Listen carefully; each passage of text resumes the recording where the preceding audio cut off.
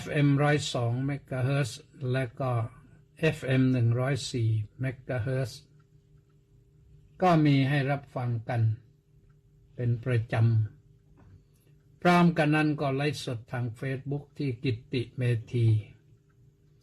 ท่านที่ฟังทางวิทยุก็ได้ฟังที่ไลฟ์สดก็ได้เห็นภาพสดด้วย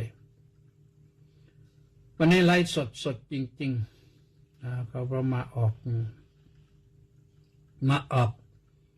อยู่หน้าจอเมื่อเช้านี้ก็ได้มีโอกาสไปเยี่ยมนักเรียนผู้เข้าสอบธรรมศึกษาเป็นนักเรียนโรงเรียนวัดราชาธิวาส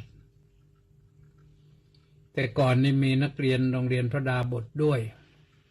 แต่ปีนี้พระดาบทย้ายไปไกลอยู่ปากน้ำสมุทรปราการนนก็เลยไม่ได้มาร่วมด้วยมีทั้งทำศึกษาตรีทำศึกษาโททำศึกษาเอกก็ว่ากันไปเรียบร้อยนะพร้อมกับฝากถึงท่านผู้อำนวยการโรงเรียนว่าปีหน้าเอาทุกคนก็แล้วกันปีนี้ก็สมัครใจแล้วก็สอนติวเข้มให้เข้มข้นหน่อยปีนี้ไม่รู้ว่าไปกันถึงไหนก็เอาแต่เท่าที่ได้นะก็มีพระไปช่วยกันนะช่วยควบคุมดูแลความเรียบร้อยครูก็ช่วยพระก็ช่วยแต่ว่าตอนเพลนี่ไม่ได้อยู่ร่วมด้วยทางโรงเรียนถวายเพลด้วยเราไม่ได้อยู่ตัวรับเพลเนื่องจากว่าที่กุฏิก็มีพระหลายรูปวันนี้5-6 รูปลงมาฉันกันก็เลยมาเข้าหมู่เข้าคณะที่คณะใต้ตามปกตินะส่วนภาคบ่ายก็มีงานเรื่องเตรียมข้อมูลทำหนังสือถวายท่านเจ้าคุณพระเทพมงคลกวีตอนนี้ข้อมูลครบแล้วพร้อมแล้วรอทางโรงพิมพ์จะมารับเห็นบอกว่ามารับวันที่12ว่างั้นยังนึกจะไปเองอยู่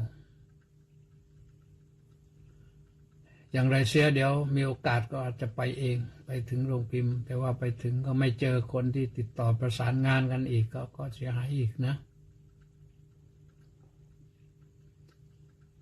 ท่านสาธุชนทั้งหลายพรุ่งนี้เป็นวันสำคัญวันสำคัญที่อาตมาภาพรู้เป็นวันคล้ายวันเกิดท่านเจ้าคณะภาค16เจ้าคุณพระราชวิสุทธิกวีวัดพระมหาธาตุวรมหาวิหาร ตรงนี้ท่านจะทำบุญสักหน่อยตามฐานะของท่านนะท่านองค์นี้นี่ท่านก็มีบารมีทำของทำอะไรทำของขลังของอะไรมือขึ้นนะท่านทำเลี้ยงโรงเรียนปริยัติธรรมบรรเนกสามัญมานานนะสู้ได้เพราะว่ารอญาติโยมช่วยก็ได้ส่วนหนึ่งแต่ไม่ไหวท่านก็ต้องทำแล้วก็ได้ผลวันนี้ก็โทรไปแจ้งความประสงค์ด้วยไม่ได้ฝากอะไรไปถวายหรอกท่านพระครูอิทธิพลยานนำไปถวายแล้วของเป็นของที่ระลึกก็ว่าไปตามสมควรว่าจะฝากอื่นก็พาลำบากมันหนักเครื่องบินเขาก็ไม่เอาห่อหมกยินดีเท่าไหร่นะ กับการพาของไปเยอะท่านพระครูท่านก็ต้องไปนะในฐานะเลขานุการรองเจ้าคณะภาค ปีนี้ได้เป็นพระครูสัญญาบัตรนะเป็นพระครูอิทธิพลญาณแปลว่าผู้มีญาณนั้นอันมีกำลังในการใช้อำนาจ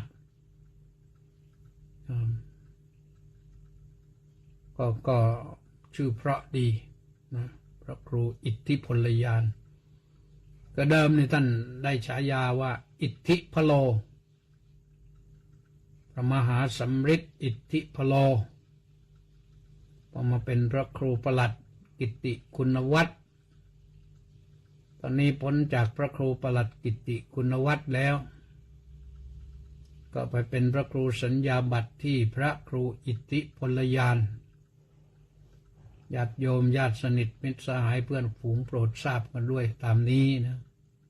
แต่ว่าจะรับสัญญาบัตรพัดยศเมื่อไหร่ยังไม่ได้มีกำหนดนะยังไม่ได้มีกำหนด ได้เข้าไปดูนักเรียนที่สมัครเข้ามาสอบธรรมศึกษาแล้วก็ดูน่ารักทุกคนนะเด็กหน้าตาผ่องใสนั่งพร้อมบอกว่าอ้าวจบตอนนี้เข้าห้องสอบได้พรึบเลยไปเป็นแถวคุณครูก็จัดให้เป็นแถวทีนี้นี่ทางโรงเรียนก็ได้ผู้อำนวยการใหม่ผู้อำนวยการอภิอะไรอภิพัฒน์อะไรเนี่ยลืมชื่อแล้ว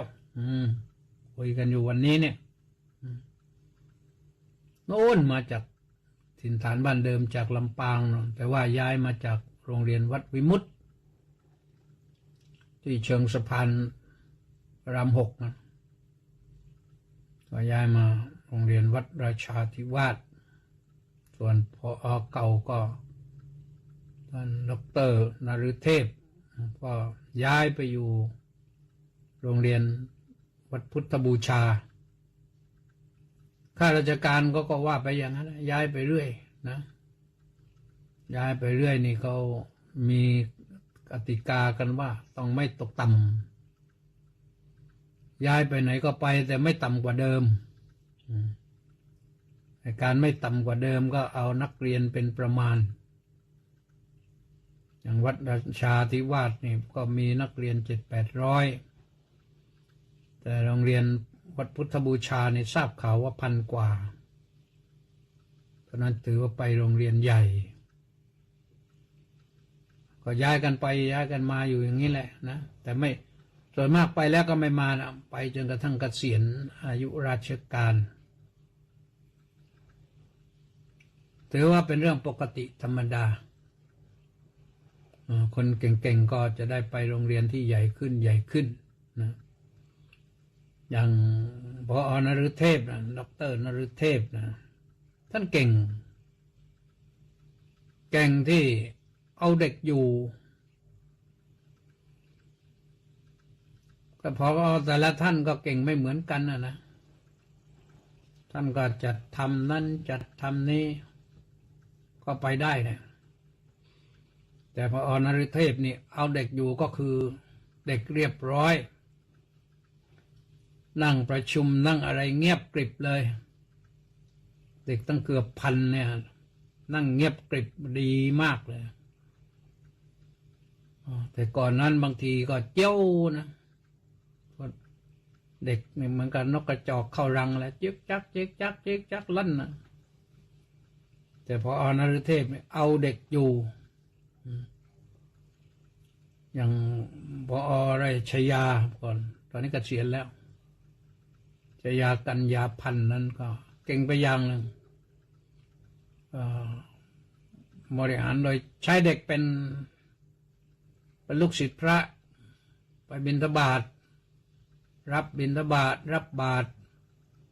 นั้นก็เก่งไปอย่างหนึ่งใช้เด็กได้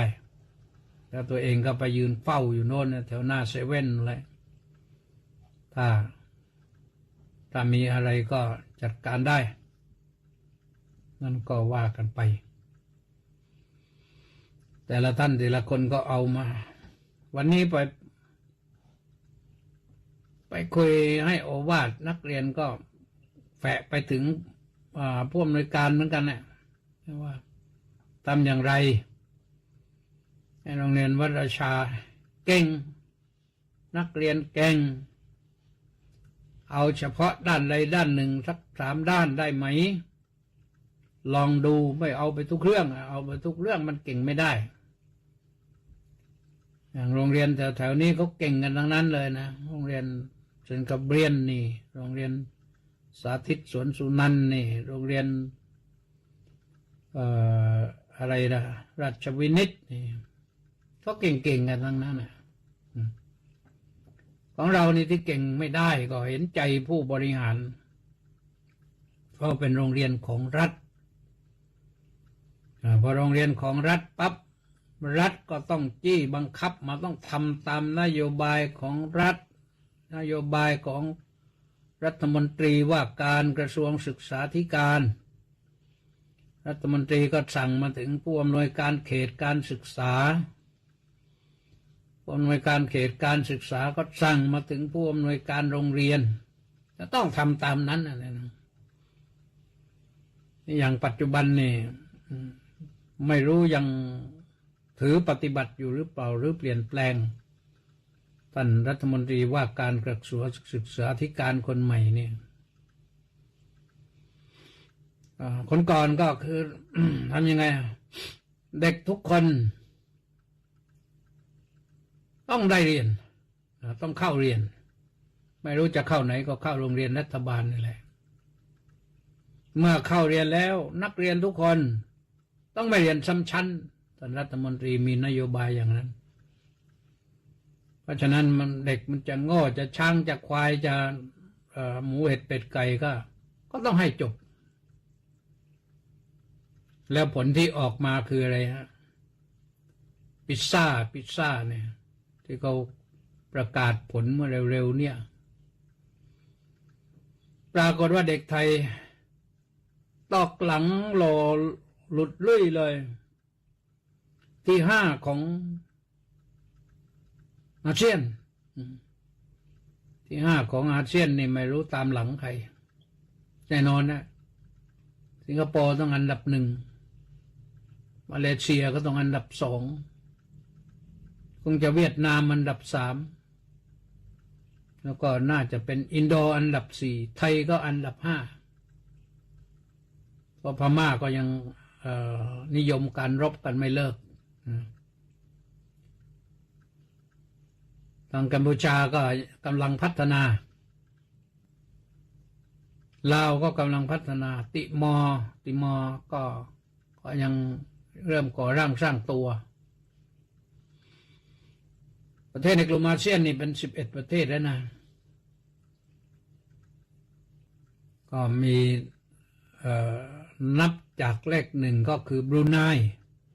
บีเขาขึ้นในตัวภาษาอังกฤษบรูไนกัมพูชาแล้วก็ลาวแล้วใครเมียนมามาเลเซียอินโดก่อนอินโดนีเซียก่อนแล้วก็มาถึงไทยและติมอร์เลสเต้ครบหรือยังโยมจอมนับดูสิอาเซียนเราครบหรือเปล่าเริ่มจากที่เรารู้ดีกว่านะไทยพม่าลาวเขมรเวียดนามแล้วก็บรูไนมาเลเซียสิงคโปร์อินโดนีเซียแล้วก็ติมอร์เลสเต้มันก็ยังไม่ครบพม่าด้วยว่าแล้วยังก็รวมแล้วก็อยู่ตรงนี้แหละนะอยู่ตรงนี้แหละไทยพม่าลาวเขมรเวียดนามได้5แล้ว6มาเล7อินโด8บรูไน9 ติมอร์เลสเตเหลือ9อีกแล้ว ต้องเขียนไม่เขียนดูไม่เห็นตัวนับอีกทียังไทยพม่าลาวเขมรเวียดนามอยู่ตรงนี้มาเลเซียบรูไนสิงคโปร์อินโด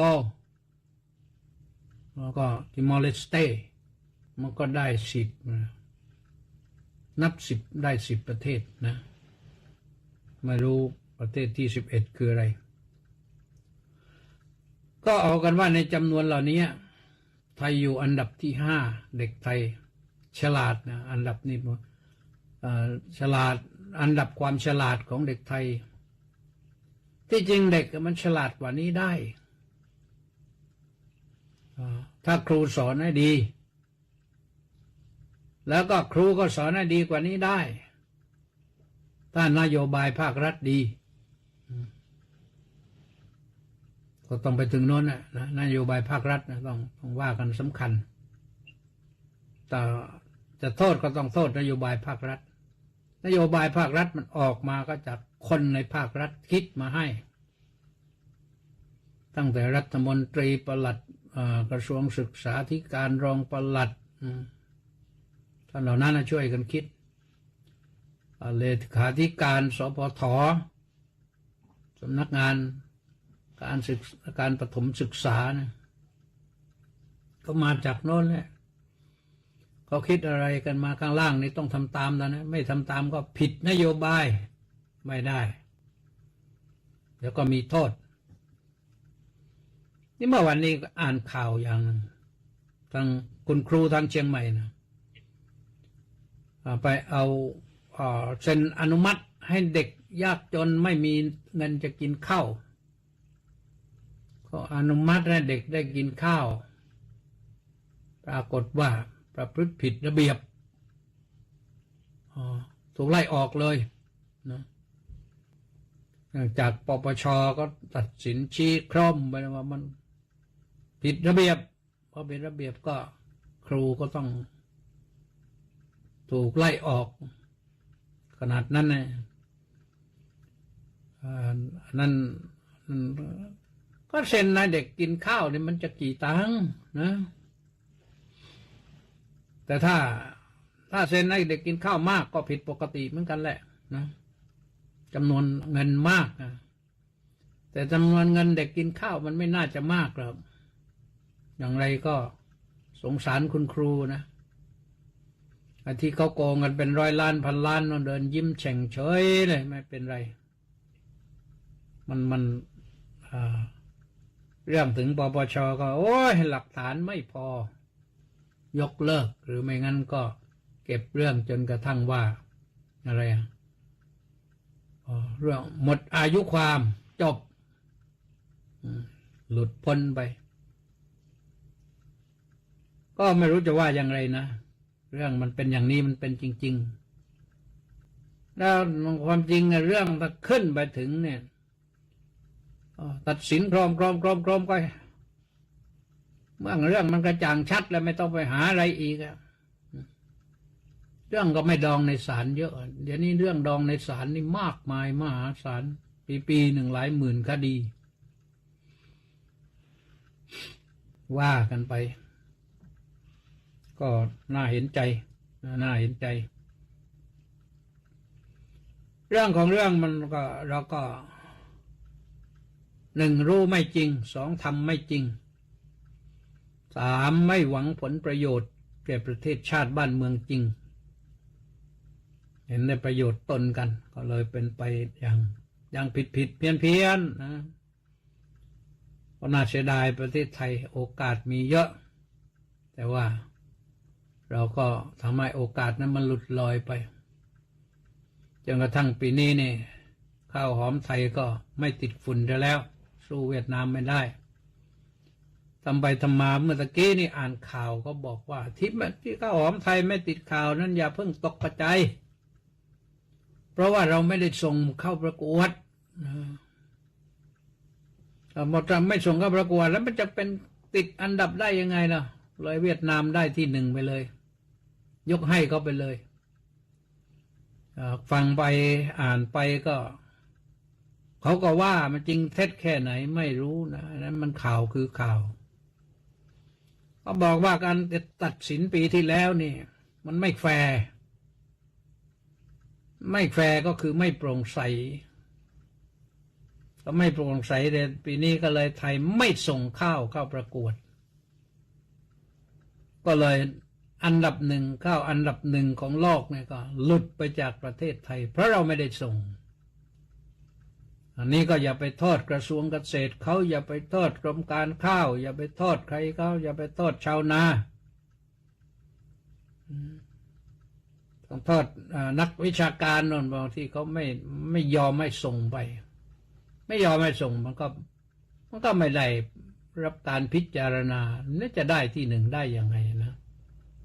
นั้นก็เป็นเรื่องหนึ่งแต่ในขณะเดียวกันเนี่ยเราก็ต้องพัฒนานะการวิจัยเนี่ยมันได้เยอะแยะเลยอาตมาภาพเองก็นั่งมองแล้วก็สงสารโยมว่าทำไมจริงๆแล้วใครลงทุนทำอย่างห่อหมกนี่ทำวันละ2-3 พันห่อส่งแพ็คอย่างดีเนี่ยก็ออกไปบ้านใกล้เรือนเคียงเนี่ยต่างจังหวัดหรืออาจจะขึ้นเครื่องบินไปต่างประเทศก็ได้ประเทศไหนที่เขานิยมชอบห่อหมกแบบไทยทำให้มันเป็นสินค้าโกอินเตอร์กันเนี่ยมันก็ได้นะไปลงไปปักใต้เนี่ยก็ไปพูดแม้แต่ว่าแกงไตปลานี่เดี๋ยวนี้ก็แกงไตปลาแห้งใส่กระป๋องพลาสติกก็ทำได้แล้วถ้าทำให้มันดีขึ้นไปกว่านั้นเรื่องปรุงให้ดีแล้วก็มีทำแพ็กเกจให้ดีการตลาดให้ดีมันก็ส่งต่างประเทศได้เดี๋ยวคนต่างประเทศก็ชอบขึ้นมาแกงไตปลาโอ้โหทำกันไม่หวาดไหวแหละทีนี้ส่งอย่างเดียวให้คนไทยอดไปเลยแกงไตปลาเนี่ยแต่ต้องพิสูจน์ให้ได้ว่ารสชาติดีจริงดีขนาดไหนต้องให้พระธรรมกิตติเมธีชิมบ้างชิมบ้างแล้วก็จะบอกได้ว่ารสชาติดีไม่ดีหรืออื่นๆเดี๋ยวนี้ก็มีหลายอย่างที่ไปแล้วนะอย่างไส้กรอกอีสานหรืออะไรเนี่ยน้ำพริกเนี่ยไปถึงอเมริกาแล้วนะเคยไปสำรวจไปเซอร์เวย์แล้วในร้านก็ชื่อร้านบางลำพูนะบางลำพู1บางลำพู2ด้วยอยู่ใน LA นะก็มีทุกเรื่องนะแม้แต่สตอก็มีก็เก่งนะถือว่าคนที่ไปทำก็ถือว่าช่วยทางนี้แต่ถ้าทำให้มันอินเตอร์ขึ้นมันก็ยังทำได้โดยเฉพาะอย่างยิ่งเรื่องของการแพ็กเกจนะเรื่องแพ็กให้สวยงามแล้วก็รับประกันว่าไม่เสียไปในปรรณนาสรรพคุณให้มันชัดเจนคนไปถ้าคนซื้อบริโภคแล้วเขาอ่านข้างกล่องก็รู้ว่าโอ้ยนี่ประกอบด้วยอะไรบ้างมีคุณค่าต่อร่างกายอย่างไรอยู่ได้กี่วันให้บริโภคได้ภายในกี่วันอะไรพวกนี้มันต้องว่ากันไม่งั้นก็ไปบริโภคแล้วท้องเสียก็เป็นเรื่องนะก็ทำได้อีกหลายอย่างนะนี่ต่อไปก็เป็นซอฟต์พาวเวอร์หมดแหละนะโดยเฉพาะอีสานเนี่ยอีสานนี่อาหารหลากหลายมากแล้วอาหารที่เรียกว่าต้องเซฟต้องถนอมจะให้กินกันหลายวันเพราะสูตรมาจากหลายจังหวัดแต่ละจังหวัดเขาก็มีอาหารเป็นของตัวเองเนี่ยอาตมานี่เคยไปธุระงานศาสนาวิ่งรถไปกลางคืนไปเช่าที่ศรีสะเกษตอนนั้นเช่าที่ศรีสะเกษแล้วจะเข้าวัดก็ไม่เหมาะไป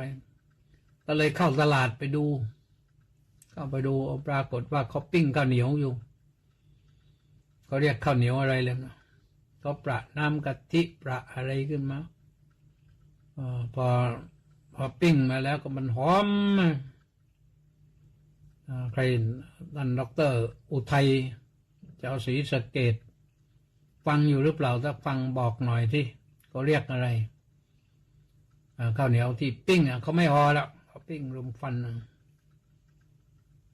รสชาติดีรู้สึกว่าเขาจะประนมประอะไรด้วยนะให้มันหอมสองแผ่นนี่อิ่มเลยอันนั้นก็เป็นเรื่องของกินนะแต่ที่พูดเนี่ยไม่ใช่พูดเพื่อกินพูดเพื่อว่าให้สิ่งเหล่านี้มันปออินเตอร์นะโอ้นี่คำรณแย้มเยือนบอกว่าแกงไตปลาร้านขุนทะเลกับข้าวคุณพึ่งและแม่ครัวท่านเจ้าคุณดีเลิศขอรับนี้ก็พิเศษอยู่แล้วนะแกงไตปลาร้านขุนทะเลก็รสเด็ดแกงส้มครัวคุณพึ่งก็รสเด็ดนะแม่ครัวประจำก็ปรุงรสเด็ดนะแม่ครัวสุดารัตน์นะชื่อสุดารัตน์ชำนาญคำนี่ไปฟังอยู่ที่ไหนไม่รู้จะไปโคลัมเบียแล้วยังเนี่ยไม่เห็นบอกรังสรรค์เพชรแก้วข้าวจีใช่รังสรรค์ตอบมาแล้วข้าวจีรังสรรค์นี่เป็นคนปากพนังแต่ว่าตลอนไปภาคอีสานก็เลยรู้เลยข้าวจีแล้วแน่นอนนะข้าวจีก็เรียกข้าวจีปีนี้ได้เป็นพระครูด้วยนี่บอกด้วยที่พระครูอะไรผมก็ยังจำไม่ได้หรอกตอนนั้นแต่งตั้งพระครูสังฆรักษ์ไปให้ได้เป็นพระครูสังฆรักษ์ปีเดียวขึ้นพระครูสัญญาบัตรเลยสาธุยินดีกับทั้ง3 รูปนะในฝ่ายธรรมยุทธ์แต่ว่ารวมทั้งมหานิกายด้วยก็เป็น10นะก็ขออนุโมทนาสาธุกับทุกท่านแหละอินเดียก็ได้อินโดก็ได้ออสเตรเลียก็ได้เป็นพระครูกันทรงแผ่พระบารมีไปทั่วสำหรับพระที่ไปทำงานในต่างประเทศและในประเทศนะแล้วท่านสาธุชนทั้งหลายวันนี้ก็บ่นเพ้อไปเรื่อยๆไปนะก็มีอะไรก็คุยกันมาก็ได้นะเนี่ยอย่างคำรณก็บอกมาแล้วแกงไตปลาร้านไหนครัวคุณพึ่งเป็นยังไงแม่ครัวสุดารัตน์เป็นยังไงก็มาชิมไปแล้วสำหรับข้อธรรมะวันนี้ก็มาถึงข้อที่175นะก็ว่าโดยเรื่องการทำที่สุดทุกข์โยมเข้าใจไหมทำที่สุดทุกข์นะคือชีวิตเราเนี่ยมันเป็นทุกข์อยู่ทุกอย่างทุก108ทุกเพราะแก่ทุกเพราะเจ็บป่วยทุกเพราะตายทุกเพราะหิวกระหายทุกเพราะร้อนทุกเพราะหนาวทุกเพราะเห็นสิ่งที่ไม่ต้องการไม่ปรารถนาได้ยินสิ่งที่ไม่ต้องการไม่ปรารถนาได้กลิ่นที่ไม่ต้องการไม่ปรารถนาได้ลิ้มชิมรสที่ไม่ต้องการไม่ปรารถนาได้สัมผัสสิ่งที่ไม่ต้องการไม่ปรารถนามันก่อให้เกิดความทุกข์นะแล้วบางคนหาเรื่องการเมืองเขาปั่นป่วนก็เป็นทุกข์ทั้งที่ตัวเองไม่ได้ไปเล่นการเมืองกับเขาหรอกเศรษฐกิจฟุบยอดแยบที่จริงไม่ได้ทุกข์ไม่ได้เป็นที่เราเท่าไหร่หรอกตัวเราเองเนี่ยมันฟุบแฟบลงไปไม่กี่ตังค์หรอกวันหนึ่งแต่นักลงทุนทั้งหลายนี่เขาเสียไปวันหนึ่งเป็นแสนเป็นล้านเป็น10 ล้าน20 ล้าน30 ล้านเขาก็นิ่งได้ แต่เราพอขาดทุนหน่อยก็นิ่งไม่ได้แล้วโวยวายกระโตกกระตากแล้วเพราะเราไปเอาใจใส่กับมันมากฝนหนักก็เป็นทุกข์ลมหนักก็เป็นทุกข์แดดร้อนหนักก็เป็นทุกข์นี่ก็รบกันที่รัสเซียยูเครนก็เป็นทุกข์อิสราเอลฮามาสรบกันตะวันออกกลางก็เป็นทุกข์นี่ต่อไปไม่รู้เขารบกันเพิ่มกันที่ไหนอีกก็เป็นทุกข์อีกไม่ต้องข่าวว่าน้ำจะท่วมโลกก็เป็นทุกข์สารพัดมันหาเรื่องเราไปรับมาแล้วไม่กลั่นไม่กรองไม่แก้ปัญหาก็เลยรับมาเอามาเป็นทุกข์ตัวเองทุกข์เพราะตัวเองทุกข์เพราะคู่ครองทุกข์เพราะผัวทุกข์เพราะเมียทุกข์เพราะลูกทุกข์เพราะพ่อทุกข์เพราะแม่ทุกข์เพราะเพื่อนบ้านสารพัดจะทุกข์เพราะเหตุนี้ท่านพระอุปวานะจึงเข้าไปหาท่านพระสารีบุตรเถระนะถึงที่อยู่ได้สนทนาปราศัยกับพระสารีบุตรเถระครั้นท่านผ่านการปราศัยไปพอสมควรได้ระลึกถึงกันแล้วก็นั่งณที่ควรข้างหนึ่งตอนแรกยังปราศัยกันยังไม่ได้เอาจริงเอาจังนะถ้านั่งที่ควรแล้วหมายความว่าเอาจริงนะครั้นแล้วก็ได้ถามพระสารีบุตรเถระว่าท่านอาวุโสท่านผู้มีอายุบุคคลกระทำที่สุดแห่งทุกข์ด้วยวิชชาหรือหนอท่านพระสารีบุตรเถระกล่าวว่าอาวุโสไม่ใช่อย่างนั้นนี่ต่างฝ่ายตั้งกันเรียกอาวุโสกันก็แสดงว่าพรรษาพอๆกันพระอุปวานะนี่ก็เคยเป็นปัจฉาสมณะของพระสัมมาสัมพุทธเจ้าอยู่นะก่อนพระอานนท์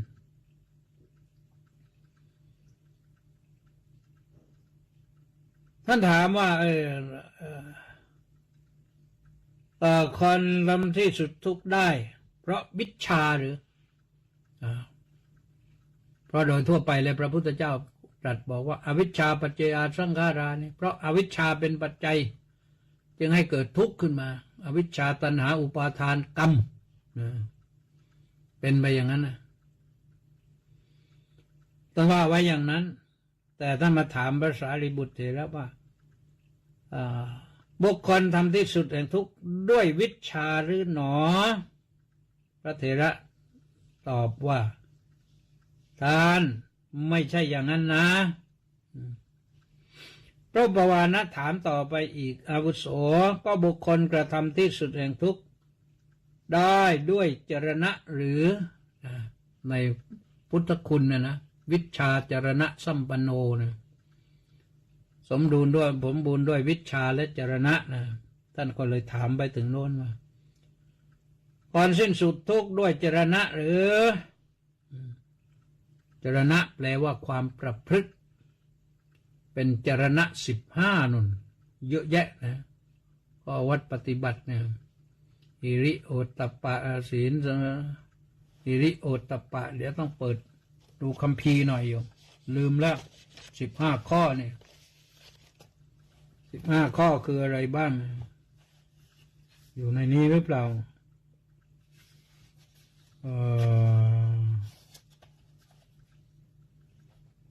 น่าจะไม่อยู่ในนี้แล้ว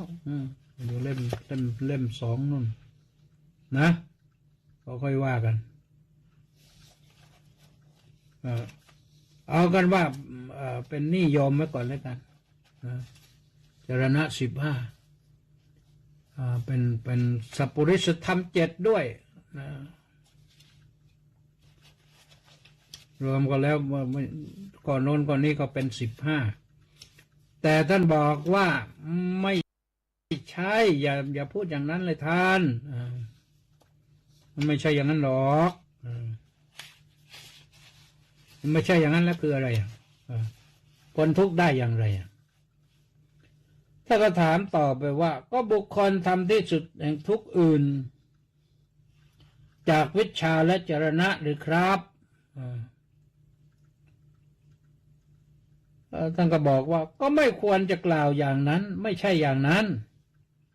ท่านก็แย้งทีนี้ผมถามว่าบุคคลทำที่สุดแห่งทุกข์ด้วยวิชชาหรือท่านก็ว่าไม่ควรไม่ใช่อย่างนั้นด้วยจรณะหรือท่านก็บอกว่าไม่ใช่อย่างนั้นก็นอกจากวิชชาและจรณะทำให้คนสิ้นสุขทุกข์ได้หรือก็ไม่ใช่อย่างนั้นอ้าวแล้วจะเอาอย่างไงทีนี้ท่านก็ไขความให้ฟังถ้าเรายึดถืออยู่ว่าเราต้องพ้นจากทุกข์ได้เพราะวิชชาหมายความว่าทำอวิชชาให้หมดลงไปสิ้นไปไม่เหลือวิชชานี่รู้แจ้งแล้วก็ยังไม่สามารถที่จะบรรลุธรรมได้เพราะเพียงแค่รู้แจ้งนั้นอุปาทานมันยังไม่หลุดไปยึดมั่นในวิชชาอยู่ยึดมั่นในวิชชาอยู่ก็เลยหลุดพ้นไม่ได้แล้วก็จรณะล่ะจรณะ15นี่ก็เหมือนกันถ้าไปยึดจรณะ15ติดอยู่ตรงนั้นโอ้ยต้องจรณะ15เท่านั้นอย่างอื่นไม่มีทางออกพ้นไปจากทุกข์ได้หรอกอันนี้ก็ติดเหมือนกันนะหรืออื่นจากนั้นก็ยังไงล่ะอื่นจากนั้นก็มันก็ไม่ได้เหมือนกันถ้าบุคคลจะกระทำที่สุดแห่งทุกข์ได้นอกจากวิชชาและจรณะได้ปุถุชนก็จะกระทำที่สุดแห่งทุกข์ได้เพราะปุถุชนเว้นจากวิชชาและจรณะนุก่อนอาวุโสบุคคลผู้มีจรณะวิบัติย่อมไม่รู้ไม่เห็นตามความเป็นจริงบุคคลผู้มีจรณะสมบูรณ์จึงรู้เห็นตามความเป็นจริงย่อมกระทำที่สุดทุกข์ได้คือทั้งสองอย่างแล้วก็ปฏิบัติไปปลดเปลื้องอุปาทานเสียได้ปลดเปลื้องความยึดมั่นถือมั่นได้ไม่ยึดในวิชชาไม่ยึดในจรณะแต่ไม่ยึดในสิ่งอื่นใดแต่ทำสิ่งนั้นให้กระจ่างพอบรรลุแล้วนี่ก็คือพ้นจากสิ่งเหล่านั้นไม่ใช่ว่าพอเจริญวิชชาได้เต็มที่หรือจรณะได้เต็มที่แล้วก็จะพกพาวิชชาและจรณะไปด้วยไม่ต้องแล้วปล่อยวางว่างเลยนะนี่คือเรื่องอีกข้อหนึ่งจะบอกให้ท่านสาธุชนทั้งหลายฟังนะข้อที่176นี่พระพุทธเจ้าตรัสว่าภิกษุทั้งหลายภิกษุมีศรัทธาเมื่อปรารถนาโดยชอบพึงปรารถนาอย่างนี้ว่าขอเราจงเป็นเช่นพระสารีบุตร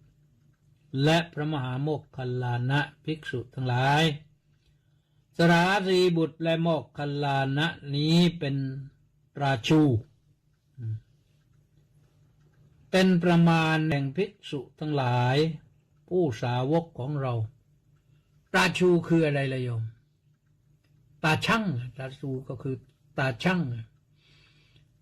พูดในภาษาปัจจุบันก็เรียกว่าเป็นต้นแ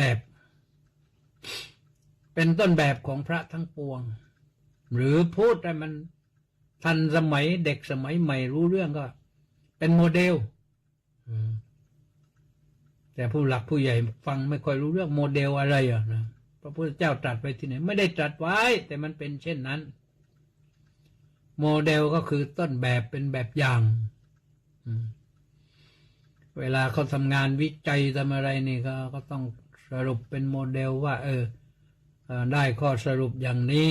ปฏิบัติอย่างนี้1 2 3 4 5เป็นต้นนะวันที่เขาสรุปไว้เป็น 4M นะฝรั่งของฝรั่ง 4M นะการทำงานให้ประสบความสำเร็จต้องประกอบด้วย 4M M คืออะไร M ที่หนึ่งก็คือ man คือบุคคลบุคลากร M ที่สองคือ money เงิน M ที่สามก็คือ material วัตถุและ N ที่สี่คืออะไร management การบริหารจัดการถ้าสี่อย่างนี้ถูกต้องครบสมบูรณ์การทำงานก็สำเร็จประโยชน์สูงเป็นไปได้ดีขาดทุนยากล้มเหลวยากมีแต่จะประสบความสำเร็จค่อนข้างแน่นอนเปอร์เซ็นต์สูงนะในที่นี้พระพุทธองค์ยังทรงบอกไว้ว่าถ้าเรื่องภิกษุณีนะถ้าจะปฏิบัติให้ถูกต้องดีงามก็พึงดูเขมาภิกษุณีและอุบลวรรณาภิกษุณีหรือเขมาเถรีอุบลวรรณาเถรีทั้งสองนี้ถือว่าเป็นต้นแบบของฝ่ายภิกษุณีถ้าเป็นอุบาสกคือใครอุบาสกพระองค์ก็แสดงไว้ในที่นี้ว่าก็คู่หนึ่งก็คือจิตตคฤหบดีและหัตถกะอุบาสก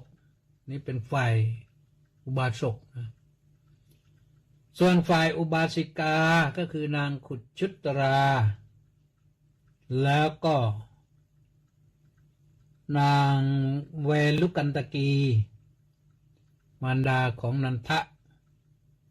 4 คู่ 8 บุคคลนี้ถือว่าพระพุทธเจ้าตรัสให้ไว้ว่าเป็นต้นแบบของคนรู้เถิดถ้าไม่รู้ว่า4 คนนี้เป็นอย่างไรก็ไปศึกษารายละเอียดมีอยู่แต่ว่ารายละเอียดจริงๆก็ต้องไปอ่านตามอรรถกถาบ้างดีกาบ้างอะไรบ้างนะเพราะในพระไตรปิฎกมันมีไม่มากท่านแสดงไว้เท่าที่จำเป็นเพราะถ้าไปแสดงมากอย่างนั้นก็พระไตรปิฎกต้องเป็น100 เล่มนะแค่นี้ก็เยอะแล้วนะเพราะฉะนั้นเรารู้ได้รายละเอียดต้องไปที่อรรถกถาท่านอธิบายไว้ให้นะในปัจจุบันเรามีต้นแบบไหมเราก็ต้องมีต้นแบบนะอย่างน้อยๆพระสังฆราชสมเด็จพระสังฆราชสกลมหาสังฆปรินายกนี่เป็นต้นแบบของพระภิกษุสามเณรส่วนอุบาสกแม่ชีก็ดูว่ายอมดูไม่มีภิกษุณีก็ดูแม่ชีไหนที่ปฏิบัติดีปฏิบัติชอบเอาท่านผู้นั้นเป็นต้นแบบถ้าเป็นอุบาสกไหนบ้างอาตมาภาพเองนะแต่ชื่นชมท่านอาจารย์สุชีพปุญญานุภาพท่านเดินสวนกับพระนี่พระแทบจะไหวแต่ว่าตอนนี้ท่านก็ไม่อยู่แล้วศึกษาประวัติท่านได้เป็นอุบาสกที่ยอดเยี่ยมในความรู้สึกของอาตมานะส่วนอุบาสิกาก็ไม่กล้าเอ่ยว่าใครที่น่าศรัทธาเลื่อมใสมีอยู่ไม่ใช่ไม่มีหลายท่านหลายคนปฏิบัติดีปฏิบัติชอบอยู่ก็ขออนุโมทนาสาธุนะเราก็ติดตามท่านเหล่านั้นไปดูหาบุคคลอื่นเป็นต้นแบบในการปฏิบัติแล้วถ้าเราผิดก็คือว่าผิดจากต้นแบบเราไม่ต้องโทษเราเองนะเพราะคนนั้นคนนี้แท้ๆทำให้เราผิดแต่ถ้าไม่งั้นแล้ว เราก็จะไม่ผิดเป็นสิ่งที่ปลอดภัยกว่านะเพราะตอนนี้สมานสุดโตก็เข้ามากิมอินบุญท่านก็มากิมอินบอกว่ากราบนมัสการสาธุสาธุสาธุสาธุเจ้าข้าเอาและอนุโมทนาท่านสาธุชนทั้งหลายเวลาก็ใกล้เข้ามานะวันนี้ก็สอบทำสนามหลวงแผนกธรรมศึกษาก็จบไปก็ยังไม่ทราบว่ายอดผู้ที่เข้าสอบในจำนวนเท่าไหร่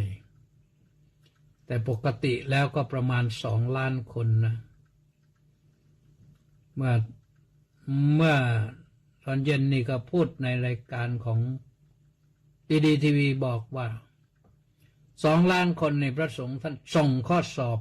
พรึบเดียวได้เลยส่งโดยอินเทอร์เน็ตนะ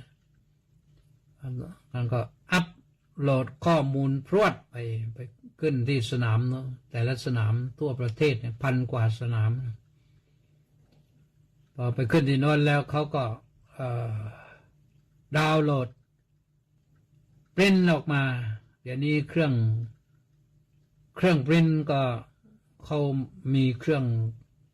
คอมพิวเตอร์อยู่ในตัวแล้วกดสวิตช์ชึกเดียวมันก็ปริ้นตึ้ม500,000 พรึบเดียวได้ข้อสอบไม่รั่วแน่นอนไปถึงแน่นอนพอออกจากเครื่องปั๊บก็ถึงนักเรียนผู้สอบอันนี้เราต้องขออนุโมทนานะสมัยที่อาตมาภาพเองทำอยู่ยังพัฒนาไปไม่ถึงเพราะคอมพิวเตอร์มันยังไม่ถึงก็เริ่มที่จะทำไปประกาศนียบัตรคอมพิวเตอร์ตอนนั้นพอทำได้ก็เริ่มแต่ต่อมานี่คอมพิวเตอร์มันก้าวไกลก็รวดเร็วพรึบปรับสนามหนึ่งนักเรียน1,000 คนก็ปริ้นได้พรึบเดียวแต่สมัยก่อนนั้นต้องใช้รถ6 ล้อรถ10 ล้อบรรทุกข้อสอบไปต่างจังหวัดโอ้ยเหนื่อยยากลำบากกันแต่ก็ต้องสู้กันมาได้พัฒนาการมันมีก็เลยไปได้นะ ก็ท่านสาธุชนทั้งหลายก็ถือว่าวันนี้เราก็ได้ฟัง2 เรื่องนะเรื่องการทำที่สุดทุกข์กับเรื่องบุคคลต้นแบบการทำที่สุดทุกข์สรุปว่าเราต้องไม่ยึดมั่นถือมั่นในวิธีการใดๆอวิชชาก็ไม่ต้องไปยึดจรณะก็ไม่ต้องไปยึดแต่ต้องปฏิบัติพ้นแล้วก็คือพ้นปล่อยไปเลยวางไปเลยพอพ้นไปแล้วก็ไม่มีอะไรแล้วว่างเปล่าไปเลยนั่นแหละคือสิ่งที่ถูกต้องสิ่งที่ทำให้เรารอดพ้นจากทุกข์ทั้งปวงได้นะส่วนว่าบุคคลต้นแบบพระสารีบุตรพระมหาโมคคัลลานะก็เป็นต้นแบบของพระพระนางเขมาเถรีพระนางบนวรรณาเถรีเป็นต้นแบบของภิกษุณีหรือของแม่ชีก็แล้วกันตอนนี้นะต้นแบบของอุบาสกก็คือจิตตคฤหบดีกับหัตถกะอุบาสกชาวเมืองอาลวีส่วนต้นแบบของอุบาสิกาที่เป็นมหาอุบาสิกาก็คือนางขุดชุตราและนางอะไรล่ะทีนี้นางเวลุกันตกีนี่เป็นมารดาของนันทะเรียกว่านันทมาตาตัดว่าภิกษุทั้งหลายอุบาสิกาทั้ง2นี้แหละเป็นตราชูเป็นประมาณของอุบาสิกาตราชูก็คือเป็นตาช่างเป็นต้นแบบสมัยนี้ก็เรียกว่าเป็นโมเดลเป็นต้นแบบถือเอาเป็นแบบอย่างได้ตอนนี้ท่านก็ไปสุขสบายไปแล้วแหละนะ ท่านเหล่านี้ล้วนเป็นอริยบุคคลนะขออนุโมทนาบุญกับทุกท่านนะหมดเวลาสวัสดี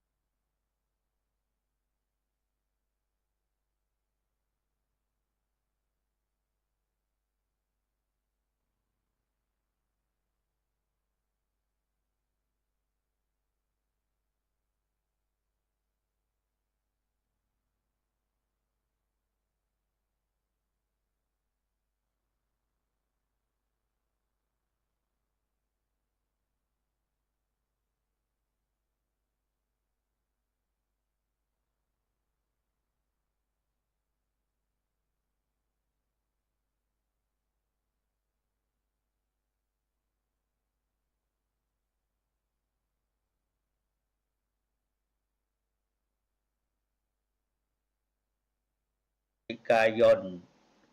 เป็นต้นมาก็มีการ29 30 1 2ธันวาก็มีการสอบนักธรรมชั้นโท